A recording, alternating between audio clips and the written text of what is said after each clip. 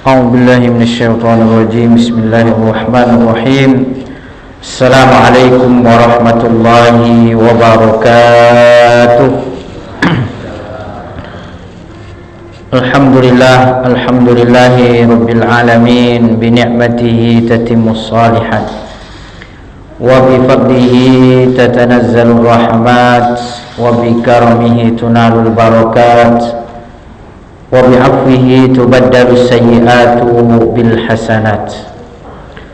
أشهد أن لا إله إلا الله وأشهد أن سيدنا محمدا عبده ورسوله.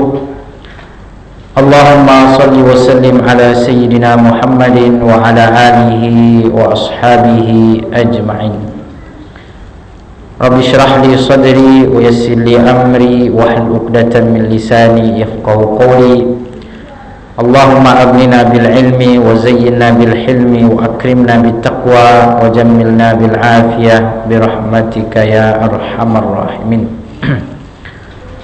Bapak Ibu hadirin hadirat jamaah salat maghrib yang dimuliakan Allah Subhanahu wa taala, terkhusus pengurus masjid, para tokoh masyarakat dan kita semua insyaallah yang hadir di rumah Allah ini, mudah-mudahan setiap langkah kita menjadi amal ibadah yang pahalanya berlipat ganda di sisi Allah Subhanahu wa taala.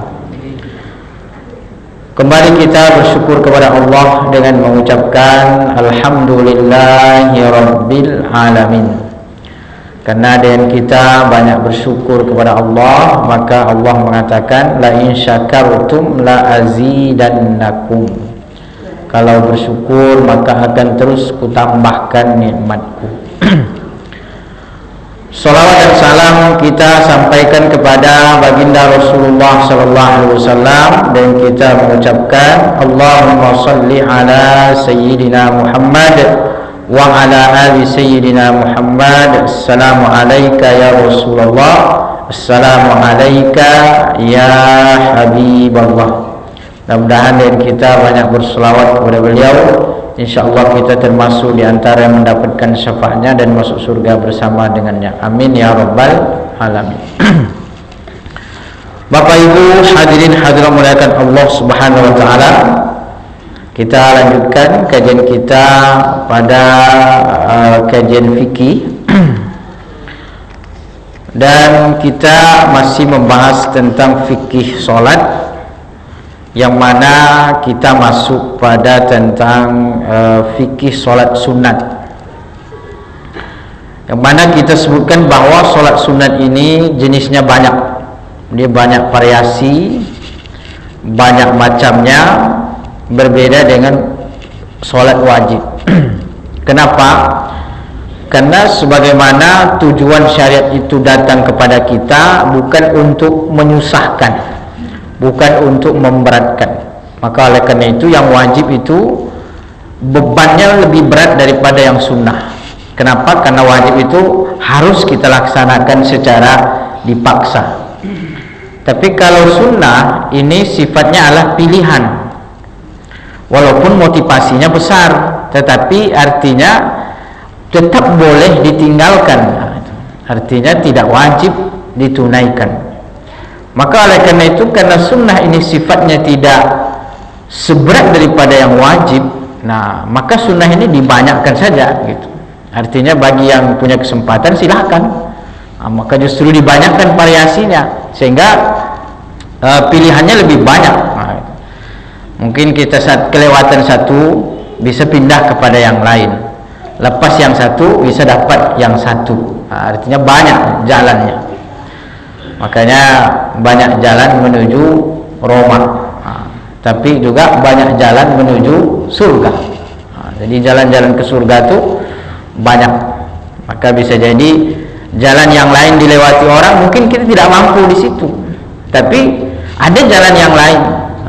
Maka kita tidak boleh tidak boleh terlalu bangga dengan amalan yang kita punya, karena mungkin kita tidak melakukan apa yang dilakukan oleh orang lain. Walaupun mungkin di situ kita unggul, tapi di sisi yang lain belum tentu kita unggul. Maka oleh karena itu kita lihat para sahabat juga beda-beda. Sahabat itu ada yang mereka ahli sholat sunat, ada sahabat itu ahli puasa, ada ahli sholat malam, ada yang ahli menuntut ilmu, ada lagi yang ahli sodakoh. Sodakohnya itu nggak tanggung-tanggung gitu. Ada lagi yang ahli zikir, jadi tidak tidur kecuali setelah dia berzikir 1000 daripada zikir. Itu beda-beda. Jadi pilihan ini dia memberikan kemudahan kepada kita sesuai dengan tujuan daripada syariat, bahwa syariat itu tidak ingin menyusahkan, syariat itu tidak ingin memberatkan, tapi syariat itu adalah ingin menjadikan hidup kita itu lebih nikmat. Karena orang yang senantiasa terhubung dengan Allah, maka hidupnya akan menjadi nikmat. Nah, kalaulah yang wajib saja, itu kan dikit tuh. Nah, maka sunnah diperbanyak agar kita senantiasa terhubung dengan Allah gitu. Nah, jadi lebih banyak waktunya.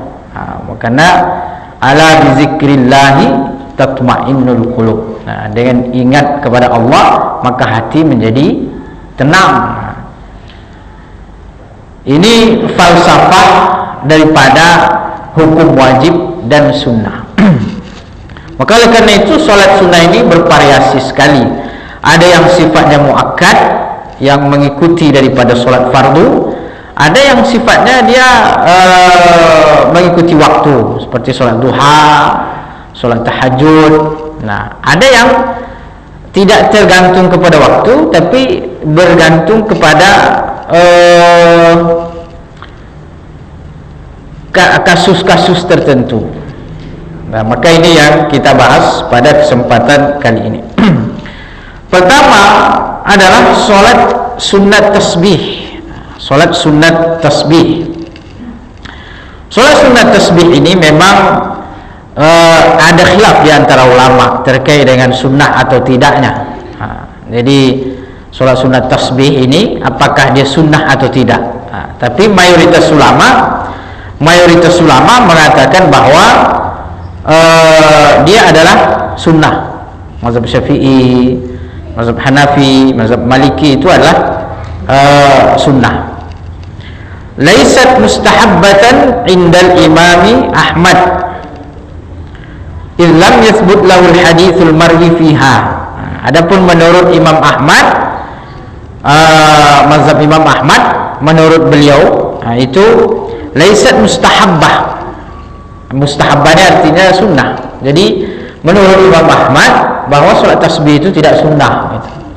Jadi memang khilaf di antara ulama terkait dengan kesunahan sholat sunat tasbih ini. Tapi mayoritas ulama mengatakan sunnah.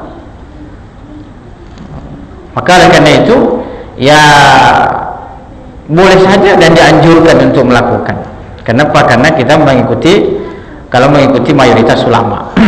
Tapi bagi mereka yang mau mengambil pendapat Imam Ahmad, ya boleh-boleh saja. Artinya sholat sunat tasbih itu bukan sunnah gitu.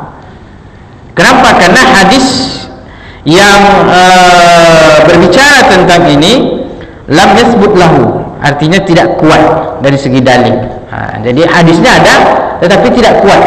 Itu persoalannya. Nah, kalau kita lihat hadisnya, mayoritas ulama memakai hadisnya. Apa hadisnya? Ini diriwayatkan oleh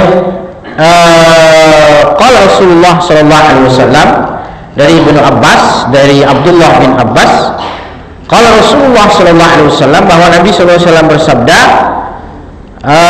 ya Abbas, ya Ammah, wahai Abbas, ya Ammah, wahai pamanku. Jadi Abbas itu kan pamannya Nabi sallallahu alaihi wasallam. Karena Abbas bin Abdul Muttalib. Nah, kalau Nabi sallallahu alaihi wasallam kan beliau Muhammad bin Abdullah bin Abdul Muttalib. Nah, kalau Abbas ini berarti saudara dengan Abdullah, maka pamannya Nabi sallallahu alaihi wasallam. Maka Nabi memanggilnya ya Ammah. Ya Ammah. Ya Ammah itu artinya wahai pamanku. Karena paman dalam bahasa Arab itu ammun. Jadi kalau paman saya ammi, pakai ain ya, ammi. Nah, nanti beda lagi kalau pakai alif. Kalau pakai alif jadi ummi. Nah, kalau ummi ibuku. Nah, makanya ada lagu ummi itu ibuku maksudnya. Nah, hari ini banyak diputar karena hari ibu. Selamat hari ibu bagi ibu-ibu. Mudah-mudahan makin berkah umurnya insyaallah. Ini hari ibu kan banyak tuh kita lihat. Ya, momen-momen itu penting. Hari-hari itu penting. Hari kelahiran penting. Kenapa? Karena dia menguatkan memberikan semangat. Intinya itu. Jadi kalau paman pakai ain, ammun, ammi, paman saya. Maka kata Nabi SAW, ya ammah, wahai pamanku, kepada Abbas, ala utika, maukah engkau aku berikan, ala amnahuka, ala ahbuka, ala af'allaka asyara khisalin, idza anta fa'alta dzalik, maukah engkau wahai pamanku, aku berikan satu amalan, aku ajarkan satu amalan. Apa dia? Idza anta fa'alta dzalik, kalau engkau melakukannya, ghafarallahu laka zambak, maka Allah akan, kalau engkau melakukan itu, maka Allah akan mengampuni dosamu, awwalahu wa akhirahu, dosa yang terdahulu dan dosa yang akan datang. Kata Nabi sallallahu alaihi wasallam, qadimahu wa hadithahu, dosa yang lama dan dosa yang baru,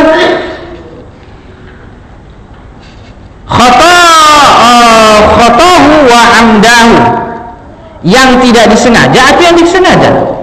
Karena dosa ini kadang-kadang ada yang kita sengaja, ada yang tidak disengaja.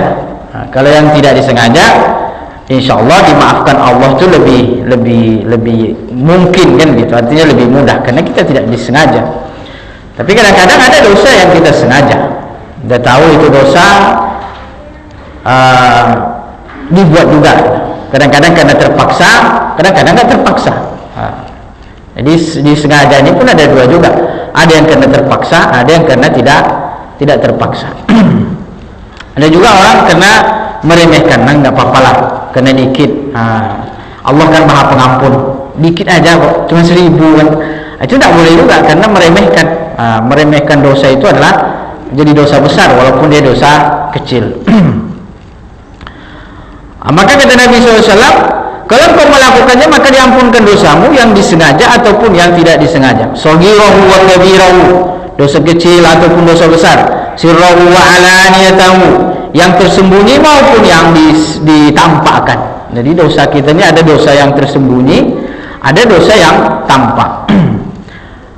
Sirrahu wa alaniyatahu asyru khisalin an tusalliya 4 raka'atin, kata Nabi SAW. Amalannya itu apa? Engkau sholat 4 rakaat, takra'u fi kulli raka'atin fatihatil kitab, setiap rakaat membaca al-fatihah dan surah, membaca fatihah dan ayat, maksudnya begitu. Fa idza faragta min al-qira'ati, kalau engkau selesai membaca, fi awwali raka'atin wa anta qa'imun qulta, jadi selesai membaca al-fatihah, selesai membaca surah, masih berdiri sebelum ruku, kata Nabi, engkau membaca subhanallah walhamdulillah wa la ilaha illallah wallahu akbar khamsa asyarata marrah, 15 kali. Jadi sholat sunat tasbih itu seperti biasa, niat usolli sunat tasbih raka'ataini atau 4 raka'atin, kalau dipisah menjadi raka'ataini. Maka kita takbir, baca doa iftitah, baca fatihah, baca surah. Nah, sebelum kita ruku, selesai baca surah, sebelum ruku itu tasbih. Tasbih berapa? 15 kali. Subhanallah walhamdulillah wa la ilaha illallah huwallahu akbar. Baru kemudian setelah itu ruku. Nah, kemudian setelah ruku, wa anta qa'imun qulta subhanallah walhamdulillah wa la ilaha illallah wallahu akbar 15 kali. Tsumma kemudian ruku, fatakulu wa anta raki'un, kemudian kita ruku kan baca subhan rabbil azimi wa bihamdi. Sebelum i'tidal maka bertasbih lagi sebanyak 10 kali. Wa anta rafi'un asyran, subhanallah walhamdulillah wala ilaha illallah wallahu akbar. Kemudian engkau i'tidal thumma tarfa' ra'saka min ar-ruku' fataquluha asyran. Kemudian i'tidal sami Allahu liman hamida. Sebelum kita sujud maka bertasbih lagi 10 kali, subhanallah walhamdulillah wala ilaha illallah wallahu akbar. Thumma tahwi sajidan, kemudian engkau sujud, fataquluha wa anta sajidun asyran. Kemudian ketika sujud, setelah subhan rabbiyal a'la wa bihamdi, subhan rabbiyal a'la wa bihamdi, subhan rabbiyal a'la wa bihamdi, sebelum kita duduk, maka baca lagi subhanallah walhamdulillah wala ilaha illallah wallahu akbar sebanyak 10 kali. Nah, kemudian setelah itu summa tarfa' ra'saka minas sujudi. Nah, kemudian duduk, rabbil firli warhamni wajburni warzuqni warfa'ni wa'afini wahdini wa'afini wa'fu'anni. Maka sebelum sujud lagi baca lagi 10. Summa tasjudu, kemudian sujud lagi setelah subhanallahil azim wa bihamdi. Sebelum berdiri maka baca lagi subhanallah walhamdulillah wala ilaha illallah wallahu akbar. Summa tarfa' ra'saka fataquluha asyran fadzalika 75 fi kulli raka'ah. Nah, jadi intinya kalau dihitung itu setiap rakaat itu 75 tasbih. Setiap rakaat. Dia kan 4 rakaat tuh. Jadi 4 rakaat ini 300 tasbih. Nah, itulah sholat sunat tasbih. Nah, jadi diajarkan langsung caranya oleh Nabi SAW. Kaifiatnya diajarkan langsung oleh Nabi SAW. Maka kata Nabi, fadzalika 75 fi kulli raka'ah. Begitulah 75 tasbih setiap rakaat. Taf'alu fi dzalika 4 rakaatin, kau melakukan 4 rakaat sehingga akumulasi seluruh tasbihnya itu adalah 300 tasbih di dalam sholat. Maka kata Nabi sallallahu alaihi wasallam, in istata'ta an tusalliha fi kulli yawmin marrah. Kalau engkau bisa melakukan setiap hari, bagus, setiap hari lakukan. Fa illam taf'al fa fi kulli jum'ah marrah. Kalaupun tidak setiap hari, setiap Jumat paling tidak, kata Nabi sallallahu alaihi wasallam. Fa illam taf'al fa fi kulli syahrin marrah. Kalaupun tidak setiap Jumat, maka setiap bulan sekali. Fa illam taf'al fa fi kulli sanatin marrah. Kalaupun tidak bisa setiap bulan, maka setiap sekali setahun. Nah, fa illam taf'al fa fi umrika marratan. Kalaupun tidak sanggup sekali setahun, fa fi umrika marratan, maka seumur hidupmu paling tidak ada 1 kali. Agar kita dikatakan berhak berteman dengan amal soleh itu. Makanya para ulama kita mengatakan setiap amal soleh, amalan-amalan sunnah itu setidaknya pernah kita lakukan minimal sekali. Nah, agar kita amal soleh itu kan senang dia mengakui kita sebagai kawannya gitu. Nanti ketika kita di alam kubur, jadi tidak sendiri, datang amal soleh itu menjadi kawan. Ya setidaknya pernah kita lakukan. Nah, itu sholat sunat tasbih. Jadi menurut mayoritas ulama adalah sunnah yang sangat baik untuk dilakukan karena hadisnya ada, walaupun tidak kuat dari segi dalil. Maka oleh karena itu diperselisihkan. Sebagian ulama Hambali mengatakan bahwa tidak disunnahkan, tapi mayoritas ulama sunnah.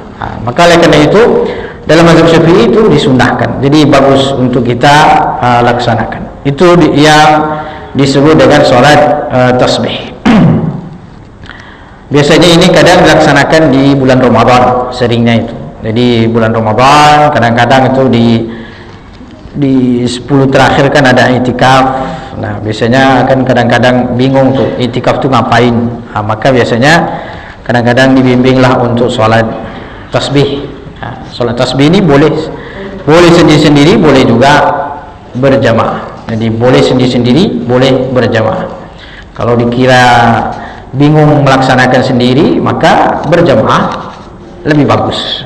Paling tidak pernah kita laksanakan. Kemudian berikutnya adalah sholat sunat istikharah. Jadi ada juga sholat sunat istikharah. Kalau kita lihat bahwa istikharahnya artinya ya memilih. Jadi ketika ingin melakukan sesuatu, maka kita dianjurkan untuk istikharah. terutama ketika hal itu dianggap sesuatu yang dianggap sesuatu yang besar lah. Artinya tidak semua perkara itu harus istikharah. Ya, seperti misalnya hari ini kita mau pergi ke mana misalnya kan, tidak perlu istikharah. Jadi tidak semua hal disunahkan untuk istikharah.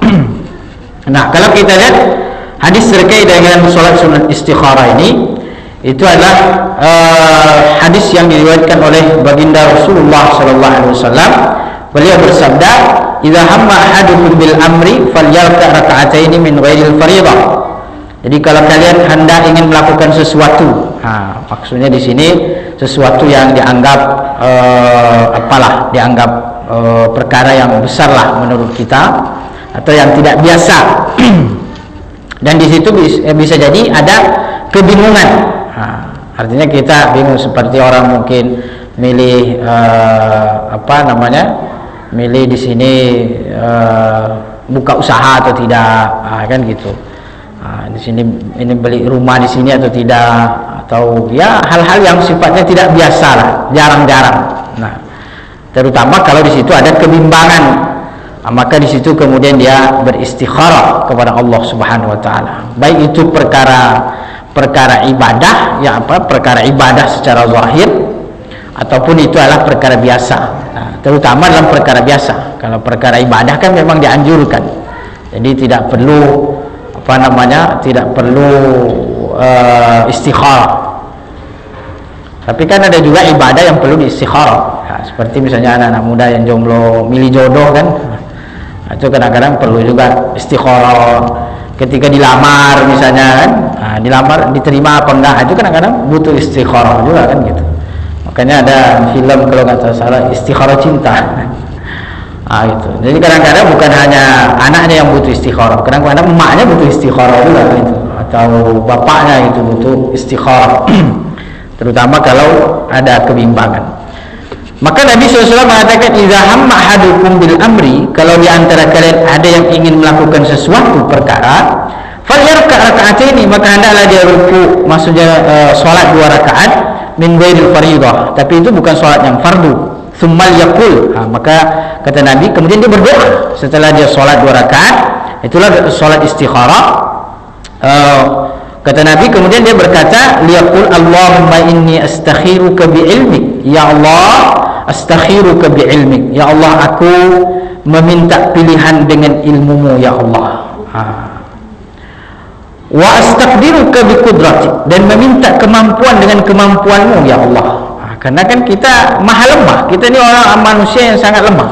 Wa khuliqal insanu dha'ifa, manusia itu sangat lemah. Bisa jadi dia mengira hari ini baik, ternyata nampaklah di masa yang akan datang bahwa itu bukan baik untuknya. Dan kadang ada ya kayaknya wah ini bagus nih, wah ternyata beberapa bulan, beberapa tahun itu menjadi sebab dia misalnya malapetaka. Kan, tapi itulah semua ketentuan Allah. Dan kadang menurut kita ini bagus nih, wah ini kendaraan mantap nih, motor nih, ternyata suatu hari membuat kita kecelakaan misalnya kan, itu baru nyesal pula saya beli motor nih, kan padahal hari itu masya Allah dibangga-banggainnya gitu. Hari ini dilantik dapat jabatan istimewa, wah masya Allah tuh gembiranya. Tiba-tiba 2 tahun setelah itu ketahuan, masuk penjara. Jadi sebab kadang-kadang menurut kita sebagai manusia itu, kadang-kadang kan kita lemah sekali, kita tidak tahu. Jangankan sekarang ini, 1 menit yang akan datang kita tidak tahu seperti apa gitu. Maka disitulah kemudian kita meminta yang terbaik dari Allah Subhanahu wa Ta'ala. Maka kita meminta yang terbaik dari Allah, minta kemampuan dari Allah. Wa as'aluka min fadlikal azim fa innaka tuqdiru wa la aqdir, ya Allah engkau maha mampu dan aku tidak mampu. Wa ta'lamu wa la a'lam, engkau maha tahu dan aku tidak tahu. Wa anta 'allamul ghuyub, dan engkau maha mengetahui yang gaib. Allahumma in kunta ta'lamu anna hadzal amra khairun li fi dini wa ma'ashi wa aqibati amri, atau qala ajil amri wa ajilihi faqdirhu li.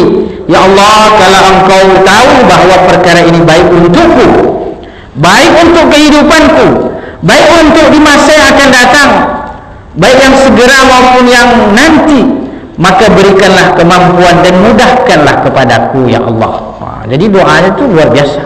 Ya Allah, kalau perkara yang kuhadapi ini, perkara yang kuinginkan aku buat ini, kalau dia baik untukku, baik untuk keluargaku, baik untuk kehidupanku, baik untuk sekarang, baik untuk masa yang akan datang, ya Allah berikanlah kemampuan kepadaku, berikanlah jalan, berikan kemudahan ya Allah. Akan itu doa yang sangat luar biasa. Artinya penuh dengan kepasrahan, bukan kita menyandarkan atas keinginan kita. Itu kadang-kadang kita itu pokoknya apa yang menjadi keinginan kita, baik menurut kita harus terwujud. Nah, kalau tidak nanti penuh dengan kekecewaan.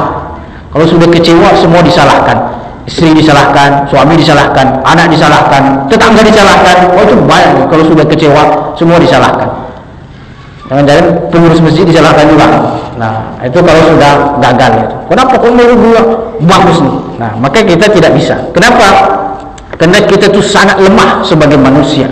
Begitu banyak rahasia-rahasia Allah yang kita tidak tahu.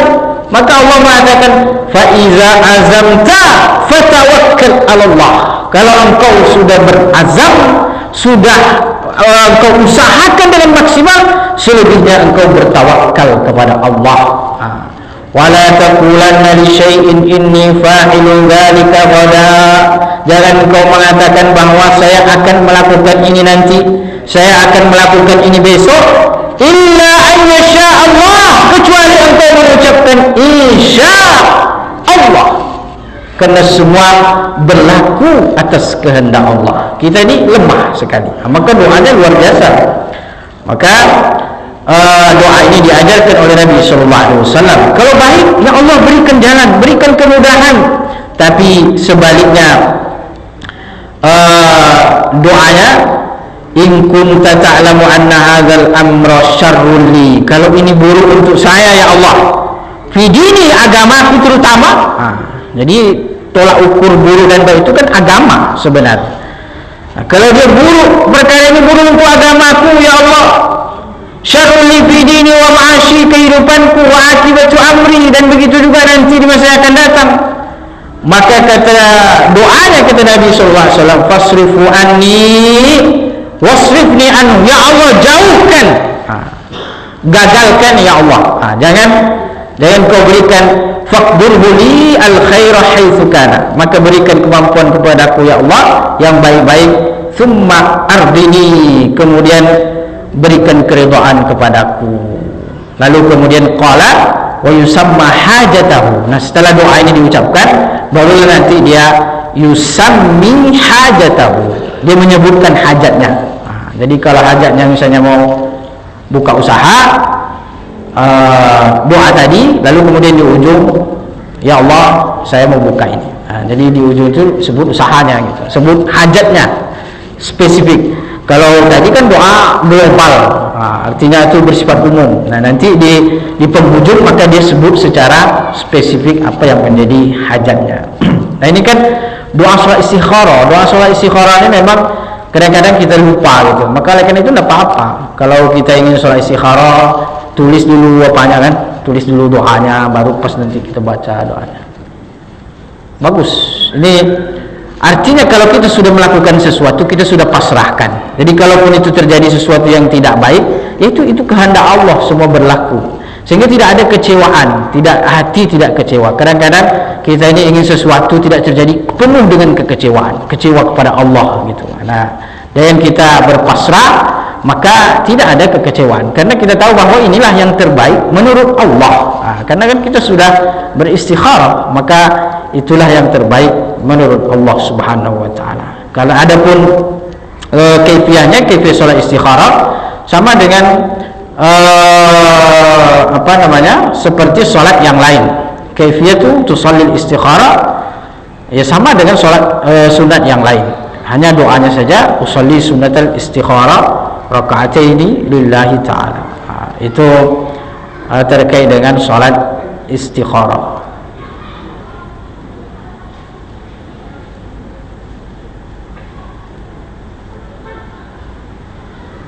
Baik Bapak Ibu hadirin hadirat muliakan Allah Subhanahu wa taala. Itu salat tasbih dan salat istikharah. Berikutnya adalah salat. Di sini disebutkan salat hajat. Jadi salat hajat ini ada kemiripan dengan salat istikharah. Cuma di sini lebih kepada kalau hajat itu dia berhajat, memang dia menginginkan. Maka ada juga salatnya, salat sunat hajat. Dalilnya apa?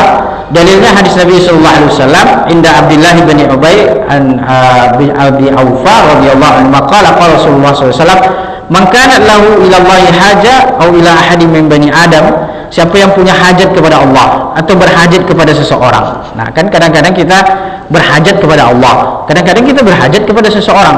Berhajatnya kita kepada seseorang bukan berarti kita musyrik, bukan. Karena kadang-kadang kan kita butuh pinjaman duit. Nah, kan susah kita meminjam uang. Pergilah kepada Allah minjam uang, kan repot juga. Nah, yang minjam uang itu kepada siapa? Kepada manusia kan. Maka kadang-kadang kita lihat, oh ini kayaknya banyak duitnya, kita lagi butuh nih, pinjam duit, kan berhajat tuh kepada manusia. Atau dia punya kuasa, dia punya kuasa, dia lagi menentukan jabatan-jabatan, kita berhak, tapi kita nggak mau nyogok gitu kan. Tapi kita berhak. Tapi ada yang mau jonggol-jonggol, mungkin kita nggak jonggol gitu, tapi kita berharap mudah-mudahan kita yang dipilih. Kan itu berhajat juga terhadap manusia, tetapi bukan berarti kita menyampingkan Allah, karena memang di tangan dia gitu. Nah, maka kata Nabi SAW, siapa yang punya hajat kepada Allah dan punya hajat kepada anak Adam, maksudnya kepada manusia, lalu kemudian kata Nabi SAW, "Falyatawadda", hendaklah dia berwudu, wal yuhsin an wudu, hendaklah dia membaikkan wudunya, wal yusalli raka'atain, kemudian dia salat 2 rakaat, thumma yuthni 'ala Allah, kemudian dia memuji Allah, wal yusalli 'ala Nabi SAW, dan berselawat kepada Nabi SAW, kemudian thumma yaqul la ilaha illallah al-halim al-karim subhana rabbil arsyil azim alhamdulillahi rabbil alamin as'aluka mujibati rahmatik wa azaim maghfiratik wal ghanimata min kulli birrin was salamata min kulli ithmin la tada' lana dhanban illa ghafarta wa la hamman illa farajta wa la hajatan hiya laka ridat illa qadaitaha ya arhamar rahimin. Nah, di sini dalam hadis ini menunjukkan bahwa Nabi sallallahu alaihi wasallam mengatakan kalau sekalian punya hajat kepada Allah, punya angan-angan, punya keinginan, maka hendaklah dia berwudu dan membaikkan wudunya, lalu kemudian setelah itu dia sholat 2 rakaat, lalu kemudian baca doa tadi. Nah, saya pun doa-doanya tidak hafal juga kadang-kadang, karena ini kan sholat yang jarang. Artinya sholat yang kadang-kadang. Sholat hajat itu artinya ketika kita mau punya hajat banget, kita sholat hajat. Nah, itu Bapak Ibu yang dimuliakan Allah Subhanahu Wa Taala. Jadi sunnah itu, sholat tasbih sunnah, sholat istikharah sunnah, sholat hajat sunnah. Nah, itu. Lalu kemudian ada yang disebut dengan sholat sunat taubah. Baik, mungkin ada tanya jawab atau diskusi, boleh? Karena kalau saya terus yang ngomong ini repot juga rasanya, capek. Dan kalau ada apa, ya Pak, silakan. Assalamualaikum warahmatullahi wabarakatuh. Waalaikumsalam warahmatullahi wabarakatuh. Ini hubungannya dengan sholat yang sholat fardu yang kita lakukan. Suatu tahiyat kita apa sunat itu apa untuk melihat ke itu sunat atau memang tidak. Kalau memang ia disuruh kita melihat telunjuk itu bukan ke tempat sujud, sampai kapan itu? Apakah sampai selesai? Ya, jadi disebutkan memang kita sholat itu disunahkan untuk melihat tempat sujud, kecuali dalam keadaan bertahiyat, isyarat kan asyhadu alla ilaha illallah. Nah, ketika illallah naik telunjuk, maka di situ mengalihkan pandangan dari tempat sujud kepada telunjuk. Itu sunnah memang Pak. Jadi begitu disunahkan. Nanti kan kalau mazhab Syafi'i kan naik terus tuh, illallah naik terus, tidak ada digerak-gerakkan, naik terus diam tidak gerak, nanti sampai innaka hamidum majid. Allahumma inni a'udzubika min adzabil qabri wa min fitnatil mahya wa min masih dajjal. Selesai baru turun. Nah, jadi pandangan kita tetap betul. tetap petunjuk sampai selesai isyarat tadi. Jadi pada umumnya sholat itu dianjurkan untuk melihat ke tempat sujud, kecuali pada saat kita naik tahiyat. Pas naik aja syahadu alla, telunjuk ini naik kapan? Illallah, syahadu alla ilaha illallah, illallah, bukan pas asyhadu alla ilaha, asyhadu, bukan asyhadu alla ilaha illallah. Tapi itu kan sunnah, nggak naik pun nggak masalah juga, sunnahnya. Tapi kan betapa bagus kalau sunnah-sunnah itu diambil, karena itu menjadi penyempurna, menjadi pelengkap. Jadi memang sunnahnya ke telunjuk. Begitu. Satu lagi orang masbuk itu awal pertama harus takbiratul ihram juga atau langsung Ya. mengikut ini? Kalau takbiratul ihram itu fardu, kewajiban, itu rukun daripada sholat. Jadi apapun ditemukan imam oleh orang masbuk, itu tetap bagi dia adalah takbiratul ihram pertama. Kalau misalnya imam sedang ruku, maka dia takbir Allah, niat di dalam hati Allahu Akbar, langsung kemudian dia ikut ruku. Itu takbiratul ihram itu adalah rukun daripada sholat, harus diambil. Fardu bagi siapa? Bagi imam maupun bagi makmum. Kalau imamnya sedang sujud, maka dia berniat di hati, lalu Allahu Akbar, lalu kemudian dia sujud. Kemudian untuk menyelesaikan rakaat yang tinggal, apakah ditunggu salam kedua dulu apa salam pertama? Itu sering. Ya, sebaiknya selesai salam kedua. Itu lebih bagus. Kalau tidak salah, salam pertama itu yang wajib, salam kedua. Ya, betul. Artinya yang rukun itu salam pertama ke kanan, kalau ke kiri sunnah. Nah, sebenarnya salam ke kanan dah selesai sholat, tetapi kan tetap sunnahnya, artinya dia menyelesaikan daripada imam. Nah, jadi selesai imam baru dia bergerak, tidak masalah. Jadi boleh saja. Artinya pun kalau dia sudah, imam sudah assalamualaikum warahmatullahi wabarakatuh, dia berdiri, tidak masalah juga. Tapi afdolnya adalah selesai imam salam ke kiri, dia baru berdiri. Nah, itu lebih afdol, lebih utama gitu, karena dia memang menjadikan imam itu sempurna, dia mengikuti. Kan imam itu innama ju'ilal imamu liyutamma bihi. Imam itu dijadikan sebagai imam untuk kita ikuti sebagai imam. Nah,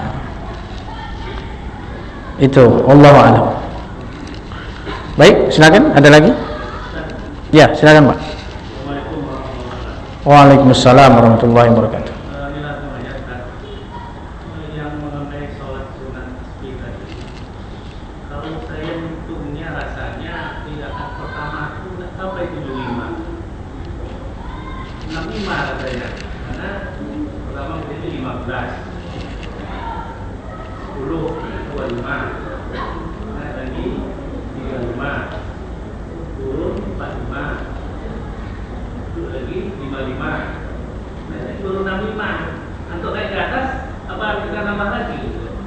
Kan sebelum naik 15, Pak. Sujud tadi sebelum naik 15.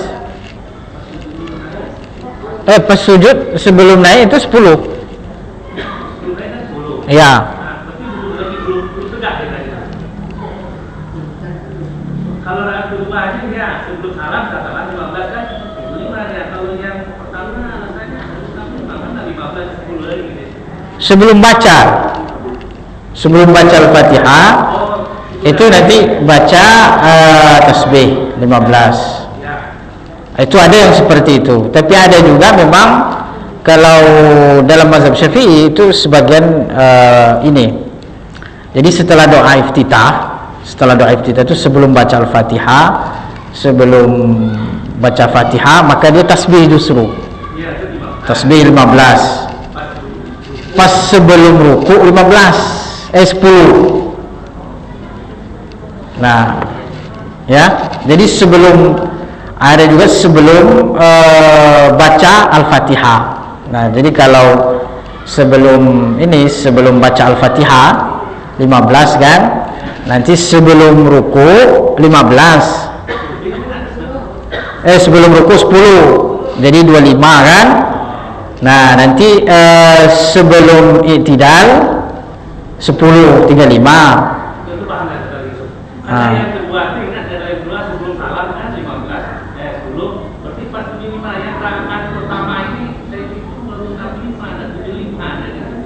Iya, makanya ada dua versi.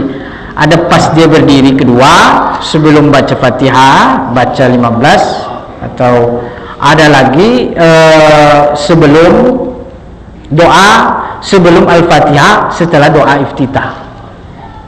Itu ada juga. Jadi ada dua kaifiat itu. Nah, kalau tadi hadis yang kita baca itu memang langsung. Jadi setelah niat, takbir, doa iftitah, baca Fatihah, baca surah, sebelum ruku baru kemudian 15 tasbih. Nah, ya. betul ya. Yang biasa kita amalkan itu sebelum Fatihah, setelah doa iftitah, sebelum Fatihah itu baca tasbih 15. Itu yang biasa kita amalkan kan? Nah, itu bagi yang biasa ya. Yang biasa, yang beberapa kali saya mengikuti sholat tasbih itu seperti itu. Artinya dia takbir, kemudian doa iftitah, sebelum baca Al-Fatihah tasbih dulu 15. Baru nanti sebelum ruku 10. Itu